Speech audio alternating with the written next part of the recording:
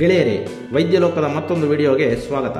ಉತ್ತಮ ಆರೋಗ್ಯಕ್ಕೆ ಹಸಿವಾದಾಗ ಮಾತ್ರ ಊಟ ಮಾಡಬೇಕು. ಭೂಮಿ ಮೇಲಿರುವ ಎಲ್ಲ ಪ್ರಾಣಿ ಪಕ್ಷಿಗಳು ಹಸಿವಾದಾಗ ಮಾತ್ರ ಹೋರಾಟ ಮಾಡಿ ಆಹಾರ ಸೇವಿಸುತ್ತೆ. ಆಹಾರ ಸಿಗದಿದ್ದಲ್ಲಿ ಅವು ಉಪವಾಸ ಮಾಡುತ್ತೆ. ಹಾಗಾಗಿ ಅವುಗಳಿಗೆ ತುಂಬಾ ರೋಗಗಳು ಬರುವುದಿಲ್ಲ. ಮತ್ತೊಂದು ವಿಷಯವೆಂದರೆ, ಪ್ರಾಣಿಗಳು ಕಾಯಿಲೆ ಬಂದಾಗ ಯಾವುದೇ ಆಹಾರವನ್ನು ಸೇವಿಸಲ್ಲ, ಅವು ಉಪವಾಸವಿರುತ್ತೆ. ಆದ್ದರಿಂದಲೇ ಅವುಗಳು ಬೇಗನೆ ಗುಣವಾಗುತ್ತೆ. ಆದರೆ ಮನುಷ್ಯರಾದ ನಾವು ಹಸಿವೆ ಆದರೂ ಸರಿ, ಆಗದಿದ್ರೂ ಸರಿ, ಕಾಯಿಲೆ ಇದ್ದರೂ ಸರಿ, ಪ್ರತಿದಿನ 3 ಹೊತ್ತು ಊಟ ಸಮಯಕ್ಕೆ ಸರಿಯಾಗಿ ಮಾಡ್ತೇವೆ. ಅಲ್ಲದೆ ಆಗಾಗ ಟೀ, ಕಾಫಿ, ಜಂಕ್ ಫುಡ್ ಇದನ್ನು ಸೇವಿಸುತ್ತಾ ಅನೇಕ ರೋಗಗಳಿಗೆ ಈಡಾಗುತ್ತೇವೆ.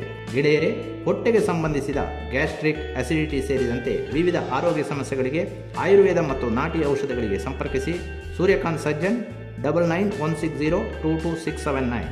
ಗೆಳೆಯರೇ, ಹಸಿವಾದಾಗ ಮಾತ್ರ ಆಹಾರ ಸೇವಿಸಿದಲ್ಲಿ ಆಹಾರ ಸಂಪೂರ್ಣ ಜೀರ್ಣವಾಗುತ್ತೆ ಎಂಬುದನ್ನು ಗಮನಿಸಿ. ಹಸಿವಾಗದಿದ್ರೂ ಊಟ ಮಾಡಿದರೆ ಮಂದಾಗ್ನಿ ಉಂಟಾಗಿ ಆಹಾರ ಸರಿಯಾಗಿ ಜೀರ್ಣ ಆಗಲ್ಲ.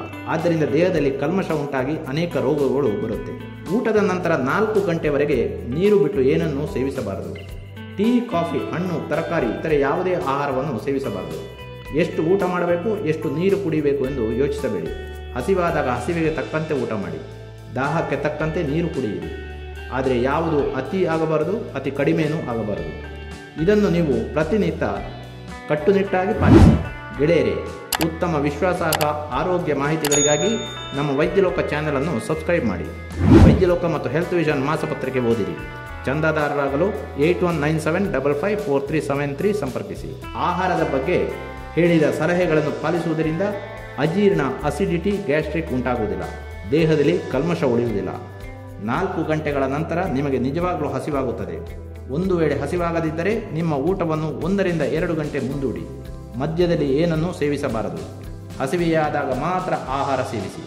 ಆಗ ಯಾವುದೇ ಆಹಾರ ಸೇವಿಸಿದರೂ ರುಚಿ ಅದ್ಭುತವಾಗಿರುತ್ತೆ. ಆಹಾರ ಸಂಪೂರ್ಣವಾಗಿ ದೇಹ ಸೇರುತ್ತೆ. ನಿಮ್ಮ ಆರೋಗ್ಯ ಕಾಪಾಡುತ್ತೆ.